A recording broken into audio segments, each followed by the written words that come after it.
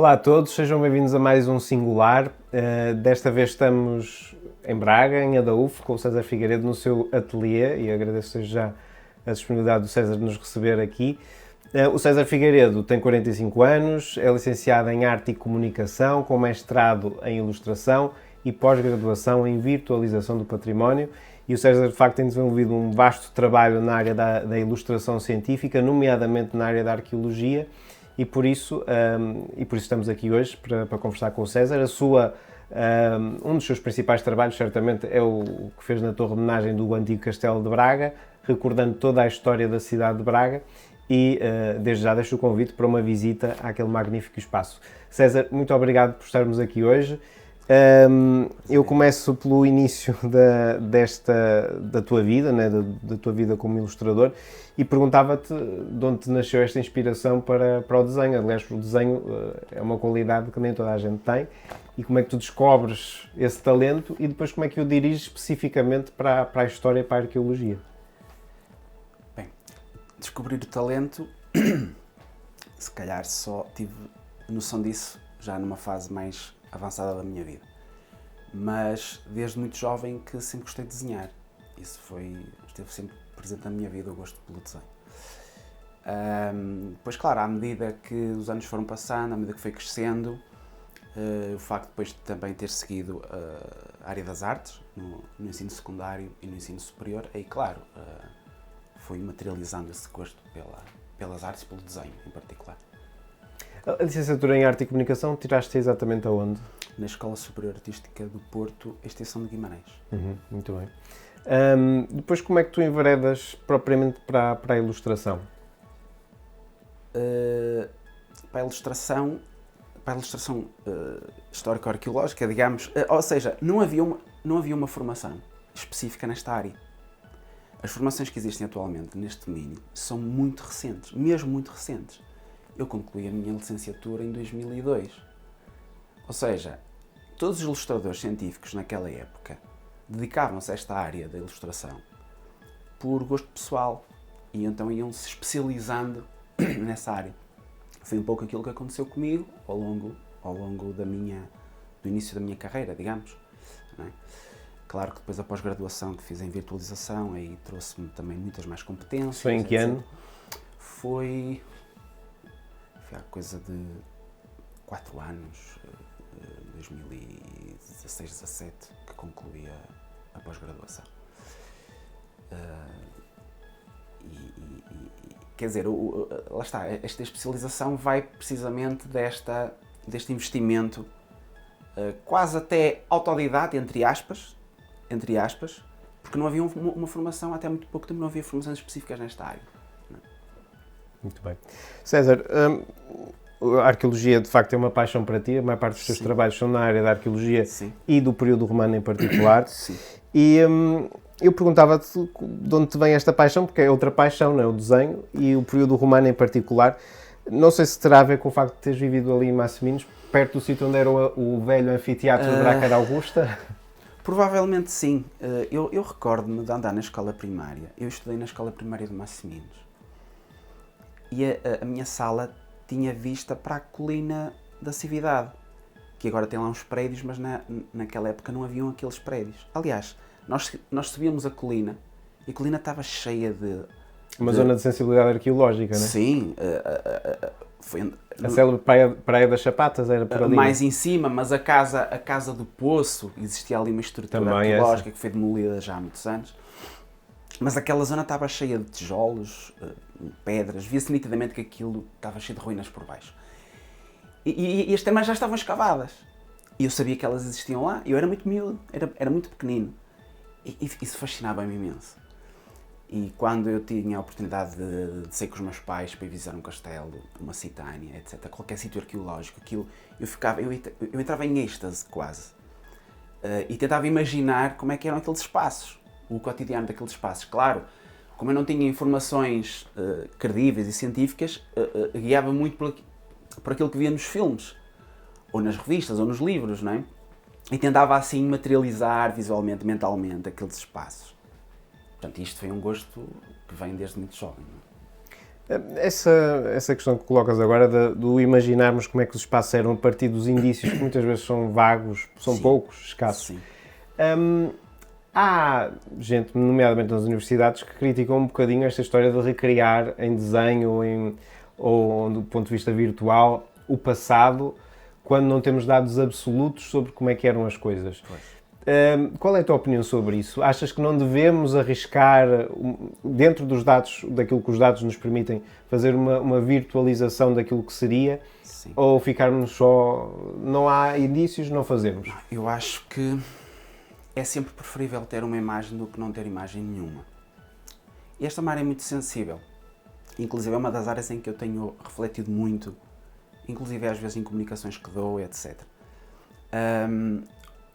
A questão é que nós temos que partir do princípio que todas as propostas de reconstituição são hipotéticas. Todas elas são hipotéticas. E muitas vezes o que acontece é que há pessoas que não veem as coisas por essa forma. E quando surge uma imagem, partem do princípio que nós estamos a querer dizer que aquilo era exatamente assim. Muitas vezes a proposta de reconstituição tenta dar uma ideia do que poderia ser. E não pode ser vista nunca como uma fotografia, como uma imagem finalizada, como um modelo que será perpetuado para a eternidade. Não é? É sempre uma proposta entre várias propostas possíveis. Não é? Que pode vir a ser atualizada se houver outros dados. E isso aconteceu muito recentemente com um trabalho enorme que eu tive a oportunidade de fazer, e ainda ontem recebi uma chamada telefónica que há novos dados, porque houve uma última campanha arqueológica que já introduz mais um outro elemento. Eu vou ter que reeditar o trabalho. Portanto, isso é normal. A ilustração científica é uma ilustração sempre aberta, nomeadamente na arqueologia. Sempre aberta, sim. Completamente, sim. Muito bem, César. Neste capítulo do período romano já fizeste alguns trabalhos relativamente relevantes, né? No Museu Arqueológico de Alvalade, que eu julgo que é no Alentejo. Sim, né? sim. Agora estás a trabalhar em Milreu. Estou a desenvolver um trabalho para a Vila Romana de Milreu. Mas também tem aqui uma colaboração tua com o fundador romano de Olisipo, que se envolve num trabalho maior que tens feito em Lisboa, né?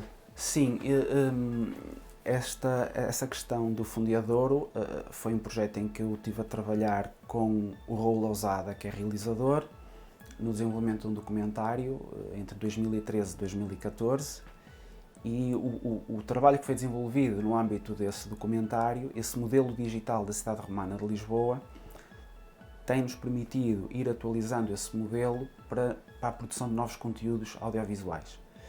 E, entretanto, foi criado também o projeto Lisboa Romana, e eu tenho colaborado com o projeto Lisboa Romana no âmbito do desenvolvimento de animações 3D e reconstituições, entre as quais o Circo Romano de Olisipo, a Cintura Industrial e, mais recentemente, uma proposta de reconstituição da necrópole romana da Praça da Figueira, em que se fez uma primeira tentativa de restituição, recriação de toda a necrópole que existia ao longo do Circo Romano, à saída da cidade, para a produção de um documentário. Portanto, esse documentário será tornado público agora a partir de 2023. Destes projetos que já com os quais pudeste colaborar, qual é que tu destacarias em termos de gosto pessoal, da própria dimensão do tempo que te ocupou? Essa é uma pergunta muito difícil, porque eu de facto sinto-me um bocado privilegiado porque faço mesmo aquilo que gosto. E como faço aquilo que gosto, normalmente eu gosto de quase dos trabalhos todos que tenho feito. Claro que há sempre uns um pouco mais especiais, mas tive um carinho muito especial pelo trabalho de ilustração que fiz para a Torre de Homenagem. Por ser um projeto sobre a minha cidade, e eu não deixo de ser um bracarense orgulhoso, não é? Mas depois os trabalhos sobre Lisboa também, por ser capital do país, é um trabalho que tem visibilidade, é um trabalho que tem colaboração de outras pessoas também, outros investigadores, e aí traçam-se contactos, e é sempre bom poder colaborar para o conhecimento cada vez mais aprofundado de um determinado local, mas talvez o projeto Lisboa Romana e o projeto para a Torre de Homenagem tenham sido aqueles que mais me tenham cativado, por assim dizer. A arqueologia é uma área complexa porque implica reconstruir o passado a partir de alguns indícios, de vestígios, Sentes que a arqueologia tem sido progressivamente bem tratada no nosso país, pelos municípios, pelo Estado, pelos diversos museus que vão surgindo por todo o país? Achas que tem sido uma área a progredir? Tu, certamente, no terreno, sentes isso mais claramente. Eu vou falar no domínio da minha área específica, que é, eu sou um colaborador da arqueologia propriamente dita, porque eu não sou propriamente um arqueólogo, eu não escavo, não é? Eu colaboro com arqueólogos diariamente, ou em todos os trabalhos que faço. Mas aquilo que eu posso falar sobre a minha perspectiva é que o panorama hoje, do ponto de vista da divulgação, está muito melhor do que era há 10 ou 15 anos.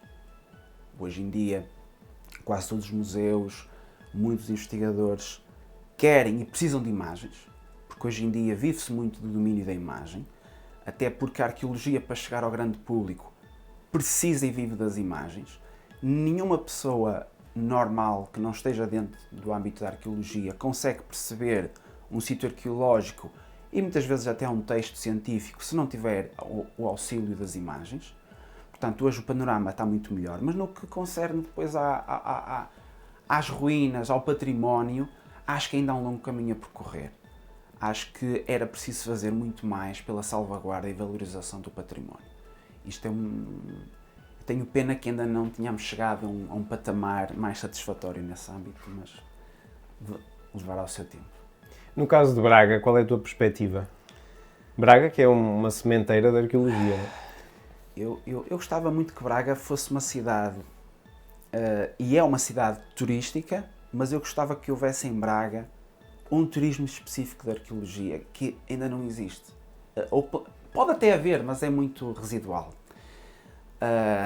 E comparando com outras cidades, até em contexto peninsular, como Mérida, por exemplo, eu acho que Braga tinha potencial para se aproximar. Não é? Temos estruturas arqueológicas com alguma dignidade, como é o caso do teatro, que ainda não foi valorizado, a própria Ínsula das Carvalheiras.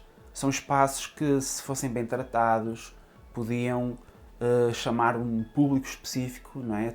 Ao nível do turismo, e desta forma também projetar a cidade com um conhecimento muito mais amplo além das nossas fronteiras.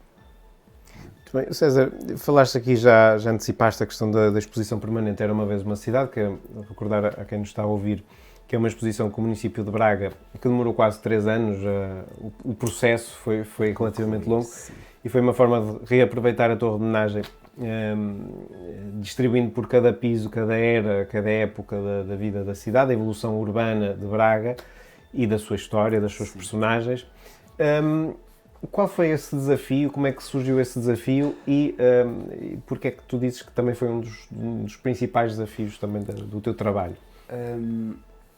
Quando a Câmara Municipal me contactou com essa proposta, essa iniciativa, talvez me tenha contactado porque eu também já tinha tido a oportunidade de estabelecer algumas colaborações com o município no desenvolvimento de alguns conteúdos de imagem e tudo. Na Braga Romana, não é? Sim, Braga Romana, exato. E quando me propuseram esse projeto eu fiquei felicíssimo porque foi a oportunidade verdadeira de eu poder aprofundar, a nível do desenvolvimento de imagens, a história quase toda da cidade. Praticamente toda, desde a fundação até o século XVIII, sensivelmente. E foi um trabalho que me deixou extremamente feliz. Foi um trabalho muito exigente também do ponto de vista da investigação, porque trabalhar num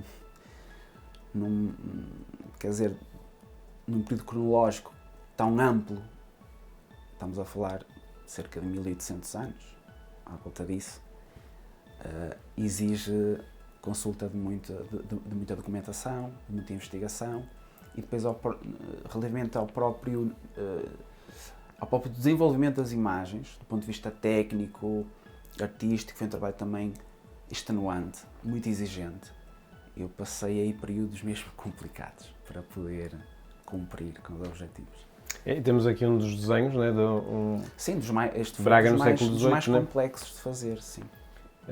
Aqui já com uma base mais objetiva, né? Mais objetiva e mais facilitado, porque neste caso estamos a falar de Braga do século XVIII, onde já há muita informação, inclusive temos um mapa bases de outro ilustrador, exatamente, André Soares. documentação iconográfica que facilitou o desenvolvimento deste trabalho, mas ainda assim, depois, do ponto de vista técnico, a execução é muito demorada. Portanto, isto é feito tudo à mão, manualmente. A peça final, sim, embora tenha a ajuda de uma componente mais digital na questão da projeção do tecido urbano, do ponto de vista da perspectiva, para não haver distorções. Aí há um auxílio de tecnologias já recentes, né, que na altura, no tempo de Carlos Amarante e André Soares, não existiam, mas ainda assim o trabalho basicamente é todo manual. Não é? Tecnicamente, como é que tu realizas o desenho? Este, por exemplo? Este, à semelhança dos outros, das perspectivas da cidade, eles assentam numa projeção do urbanismo da cidade ao longo dos vários períodos em que estamos a trabalhar, e depois todo o levantamento das arquiteturas são desenhadas à mão. Os edifícios principais, aqueles de maior monumentalidade, como os mosteiros, como as igrejas, que requerem assim uma visibilidade e um rigor mais acertado, porque temos dados iconográficos. Quando estamos a falar nas casas, elas são todas muito semelhantes, vistas ao longe. Mas nos edifícios, nas arquiteturas que são mais... As igrejas, nomeadamente. As igrejas, essas aí até são desenhadas mesmo à régua e esquadro para que fiquem bem desenhadas. Depois é feita a tintagem e a tinta da China e depois é pintado com aguarela. Em termos de técnica, as técnicas usadas na ilustração científica, seja no âmbito da história e do património, da arqueologia, ou nas outras áreas da ilustração científica, como a biologia, a medicina, a astronomia, a botânica, etc., usam-se técnicas que remontam já ao Renascimento, praticamente. As técnicas tradicionais de desenho já têm séculos. E muitas dessas técnicas são usadas ainda hoje por muitos profissionais da área da ilustração científica. Desta exposição, dos conteúdos desta exposição, além dos cenários urbanos, temos também algumas personalidades que vão sendo exploradas em cada piso. Né? A exposição, recordo, abriu em dezembro de 2017. Sim. E agora julgo que está encerrada temporariamente, esperemos que seja temporário mesmo. Sim. Qual foi a exigência de desenhar personalidades? Eu vou-me recordar de uma delas, que é o André Soares, da qual não há qualquer registro visual. Pois, a ideia dessas figuras, quando conceptualizei a exposição, eu lembrei-me das figuras de convite dos palácios barrocos, em que, quando entramos no palácio, subimos uma escadaria e estamos à entrada de um salão, por exemplo. Tem a azulejaria, temos uma figura de convite a dar as boas-vindas. Eu lembrei-me de poder estabelecer, em termos conceptuais, essa ideia para a exposição da Torre de Homenagem. Ou seja, em cada piso temos uma figura que nos está a receber. Uma figura emblemática daquele período histórico. No último piso temos então o André Soares. Claro que nós não temos um retrato do André Soares, não sabemos como é que ele era. Eu ali cingi-me à questão da indumentária, representar a indumentária da época, que provavelmente ele poderá ter vestido e certamente vestiu em períodos, em momentos mais especiais do seu dia-a-dia. Né? Agora, relativamente à sua fisionomia, ao rosto, nós não sabemos como é que ele era, não temos fontes, é uma conjectura, é uma invenção, por assim dizer. Não é? Ao contrário de outras personalidades, que temos retratos e aí já foi mais fácil poder fazer uma representação aproximada de como eles eram. Estás a falar dos arcebispos, nomeadamente? Sim, dos arcebispos. Dom Rodrigo de Morateles. Exatamente. Sim. E Dom Diogo de Sousa. E Dom Diogo de Sousa. Na questão dos arcebispos que aparecem lá... O Carlos Amarante também temos. Sim, o Carlos Amarante também temos o retrato dele, pelo menos no Bom Jesus do Monte há um retrato dele. Mas, no caso dos arcebispos, foi curioso que tu, para as pessoas perceberem também que o rigor dos desenhos busca-se, né, dentro daquilo que são as fontes que existem nos nossos dias. Não se faz ao acaso ou por imaginação. No caso do São Martinho de Dume, por exemplo, sim, ou até do Bispo Dom Pedro, que julgo também lá está representado, sim, Pedro, e o Dom Paio Mendes, tu usaste a informação que te é dada pelas fontes históricas relativamente à própria indumentária. Exatamente. Eu estou-me a recordar, por exemplo, o São Martinho do Dume, aqui venerado aqui ao lado em Dume. Nós olhamos para qualquer estátua, quer na sede de Braga, quer na igreja de Dume, e ele aparece com vestes do século XIX, certamente, não são as vestes que ele vestiria, com certeza. Claro, o que acontece é que na história da arte nós vemos, se recuarmos ao Renascimento, por exemplo, vemos cenas, por exemplo, que retratam o nascimento do Menino Jesus, por exemplo, e os Reis Magos, e eles estão trajados à moda do Renascimento. Isto foi uma constante até um período muito recente da nossa história. Ou seja, não havia um particular investimento nessa parte da pesquisa em saber como é que era os trajes naquela época. Mas como se trata de uma exposição com caráter de transmissão de informação científica e credível, a parte da pesquisa da indumentária foi absolutamente importante. E as figuras que estão lá representadas traduzem de forma muito rigorosa e aproximada o tipo de trajes que se vestiram durante os vários períodos, nomeadamente a questão do São Martinho que estavas a falar. Portanto, os bispos, no século VI, a indumentária que eles usavam era diferente do século XII e da indumentária atual dos bispos atuais. Portanto, era uma indumentária muito semelhante àquela que podemos ver nos mosaicos de São Vitale em Ravenna, e esse era o tipo de indumentária que se usava em todo o contexto mediterrâneo. Portanto, não foi muito difícil de chegar lá. Consegues localizar algumas diferenças? As pessoas, se forem lá, vão percebê-las, não é? Mas, realmente, a mitra... A mitra, sim, eles não usavam a mitra, depois usavam um pálio que evoluiu a partir de uma espécie, não é bem uma toga, mas é quase, e essa toga foi-se reduzindo. Até ser o atual pálio, que é um objeto muito pequeno. Exato, mas a toga do São Martinho, a toga não, o pálio de São Martinho era apenas quase assim uma espécie de quase uma fita que enrolava à volta do corpo, que era o símbolo do estatuto de arcebispo. Achas que os bracarenses têm ficado cada vez com maior sensibilidade para o seu património, para a sua história? Braga é considerada não é por nós que somos bracarenses, mas sim, por muitos historiadores isentos como a mais antiga cidade portuguesa. Precisamente foi fundada há 2000 anos pelos romanos. Antes dos romanos cá chegarem já existiam pessoas, evidentemente, cá há muito tempo. E exibe ainda hoje vários vestígios de diversas épocas, mais do que se calhar em muitas outras cidades portuguesas. Claro. Achas que os bracarenses têm consciência disso, que têm ficado sensíveis para a questão do património, e esta exposição da tua homenagem poderia efetivamente abrir os horizontes a esse nível?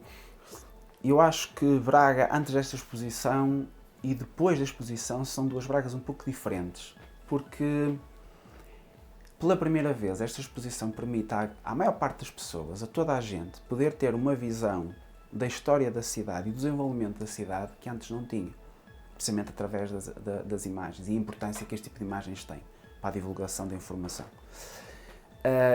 Eu tive contacto de muita gente que me escreveu a querer saber mais, a perguntar se havia pósteres à venda, a perguntar-me se havia um livro, e esse é um projeto que eu não queria abandonar, a ideia de poder publicar isto em livro, que acho que merece.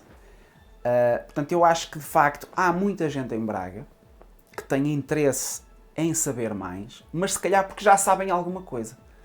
Porque também depois há uma outra parte da população que se calhar está um bocadinho à margem e não tem ainda uma noção muito clara do valor histórico e patrimonial que existe em Braga e que está disponível em Braga.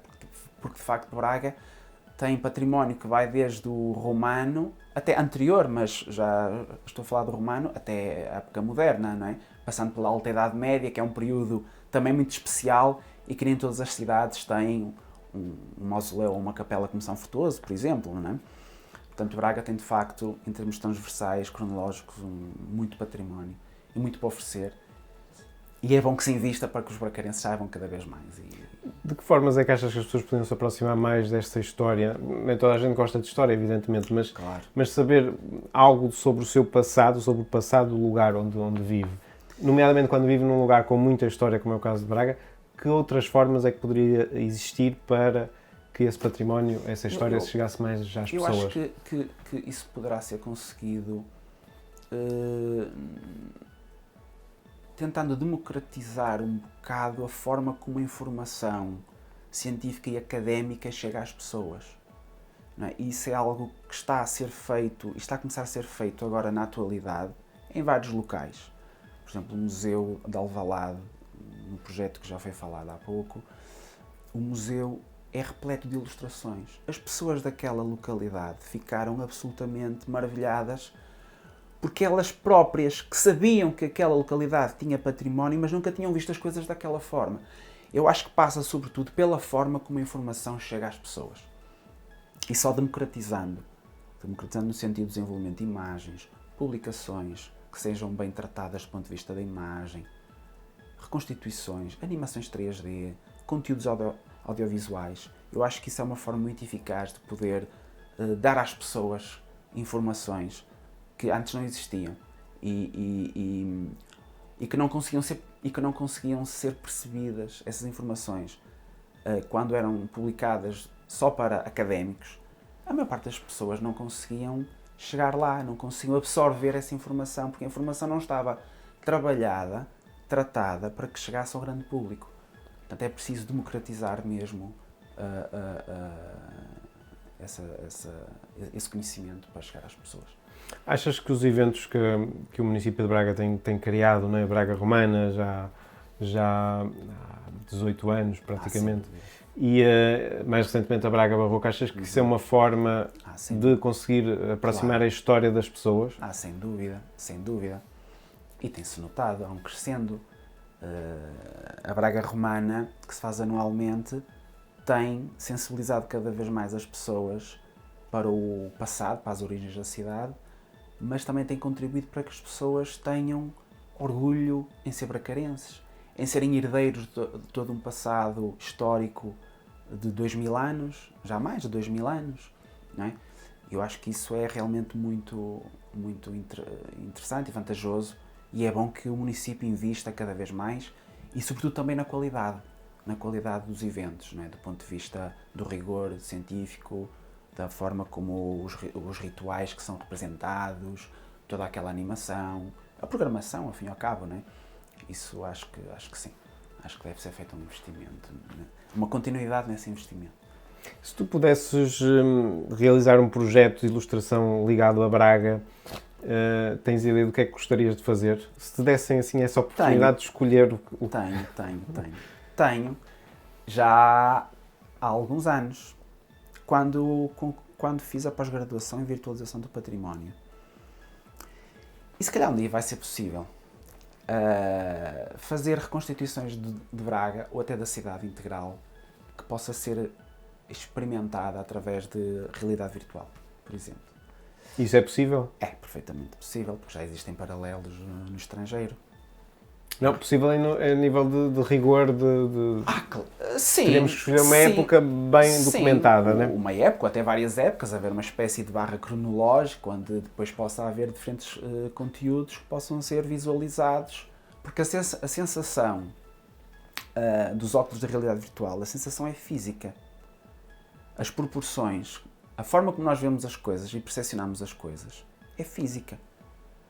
Eu tenho um modelo do Teatro Romano de Bracara Augusta e quando estive lá dentro através de óculos de realidade virtual, a minha percepção daquele espaço foi completamente diferente da modelação 3D no ecrã. Uma coisa é nós inserirmos as medidas e termos um modelo digital no ecrã, mas quando pomos os óculos, aquilo ganha uma leitura completamente diferente. Para já a dimensão, a espacialidade, e podermos recuar, por exemplo, ao Largo Carlos Amarante, o antigo Convento dos Remédios desaparecido, e podermos ver aquilo como era no século XIX ou no século XVIII, isto é uma maravilha, quer dizer. E quando nós chegarmos a esse ponto de podermos ter zonas em Braga, onde as pessoas possam ir ao museu e sentar-se numa sala e fazer uma viagem virtual pela história da cidade, entram nas termas da Cividade, entram na Ínsula das Carvalheiras, depois dão um salto e estão na Idade Média e entram na Catedral e vem a Catedral a ser construída, depois dão um salto para o Renascimento e vem, por exemplo, a Casa dos Coimbras na sua posição original e vem a Rua de São João, como é que era, e depois chegam mais a um período já mais recente, século XVIII, por exemplo, o Convento dos Remédios que eu acabei de falar. Quer dizer, isto é uma experiência que deixa qualquer pessoa, qualquer adulto, de boca aberta, é só experimentando. Eu falo isto porque também já fiz algumas coisas em realidade virtual e tenho equipamento para testar e é espetacular. Muito bem, quem sabe se um dia não poderemos ter esta realidade virtual também. Aliás, numa das minhas últimas participações que tive com outros colegas no âmbito da Maratona de Arqueologia Virtual, tivemos a possibilidade, em Chaves, foi agora em maio, tivemos a oportunidade de reconstituir as termas romanas e de fazer, depois aplicar um modelo digital para a realidade virtual e testá-lo com óculos de realidade virtual. E podemos estar lá dentro das termas. Muito bem, fantástico. Embora as termas romanas de Chaves são mais visíveis do que as nossas, nomeadamente. Sim, mas nós também temos algum património que, se for bem tratado, bem musealizado, também tem a sua dignidade, não é? Muito bem. César, estamos a terminar esta entrevista, mas eu não gostava de terminar sem te perguntar ainda. Braga Augusta nasceu com os romanos há mais de 2000 anos atrás. Sentes que Braga tem tratado bem o seu património arqueológico, que tem progredido nesse âmbito? Falámos aqui já um bocadinho desse tema, mas achas que ainda há mais a fazer, que poderia ter sido feito mais eventualmente? Falaste um bocadinho das ruínas que tu vias ao pé da tua escola, sim, que desapareceram para sempre, porque permitiram a construção por cima delas. Claro. Sentes que podíamos estar mais longe nesse âmbito? Falaste de Mérida há um bocadinho. Mérida, as ruínas são um bocadinho mais portentosas que as de Braga Augusta neste momento, mas achas possível que pudéssemos ter mais do passado romano na cidade? Eu acho que é possível, se houver uma sensibilização das pessoas, e isto é um trabalho que se faz a longo prazo, não é? Eu lembro das visitas que fiz a Mérida. As pessoas que tinham estabelecimentos comerciais ficavam todos contentes porque sabiam que ali por baixo estava uma ruína importante, ou que tinha uns mosaicos romanos, ou assim, uma coisa do género. E as pessoas eram orgulhosas por ter esse património ali. E eu acho que isso se pode fazer aqui, sensibilizando as pessoas e investindo também, porque é preciso investimento, nomeadamente na musealização. Isto é um trabalho que demora tempo a fazer. E os espaços que nós temos, como o caso do Teatro Romano, que eu acho que já devia estar musealizado e já devia estar aberto a público, e ainda não houve investimento municipal nesse âmbito, embora parece que as coisas possam vir a avançar agora num futuro mais próximo, mas acho que isso já podia estar tratado há mais tempo. Não é? A própria musealização da Insula das Carvalheiras também é um espaço interessante que já podia estar musealizado, e tudo isto contribui para essa sensibilização, não é? Claro que não é só abrir ali uma ruína, musealizar a ruína e já está. Não, é preciso depois fazer todo um outro trabalho extra. Criação de conteúdos de imagem, de programação, por exemplo, na Braga Romana, de forma a trazer público, mostrar o que nós temos, sensibilizar as pessoas. Isto é um trabalho que demora tempo, não é? Mas eu acho que é preciso fazer mais. Sim, é preciso fazer mais. Muito bem, César, uma última pergunta. Braga, como sabes, pretende ser Capital Europeia da Cultura em 2027. A decisão estará relativamente próxima. A Braga já está nas 4 últimas cidades que poderão ser escolhidas. Achas que Braga soube mobilizar devidamente os seus agentes culturais, como agente cultural que és, neste desiderato, que até pode ser alcançado, mas sentes que envolveu devidamente a população e principalmente os seus agentes culturais neste processo? Sentes-te envolvido? Melhor perguntando assim. Ora bem, sinto-me envolvido mais ou menos, porque, ou seja, a minha vida também é tão ocupada que eu acabo por não ter capacidade para estar em todas as frentes. Confesso que isso é mesmo verdade.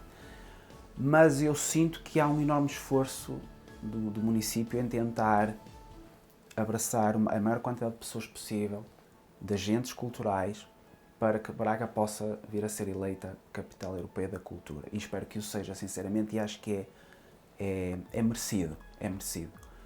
E aquilo que Braga tem feito pelo património tem sido muito, já há uns anos para cá. Portanto, tem havido um forte investimento. Portanto, eu acho que como agente cultural, embora eu não esteja diretamente ligado à programação, nem nada disso, mas sinto que posso ter ali uma plataforma para poder até apresentar projetos, possam vir a ser bem recebidos e dar o meu contributo, também o meu pequeno contributo para a projeção da cidade, no âmbito da cultura, do património e das artes também. Muito bem, César, muito obrigado, Obrigado. por nos receberes aqui no teu ateliê, no sítio onde nascem certamente muitos projetos e para quem nos acompanhou, agradeço também a companhia nesta mais de meia hora de entrevista e no próximo mês estamos aqui de regresso com o seu singular na Diário de Minho TV.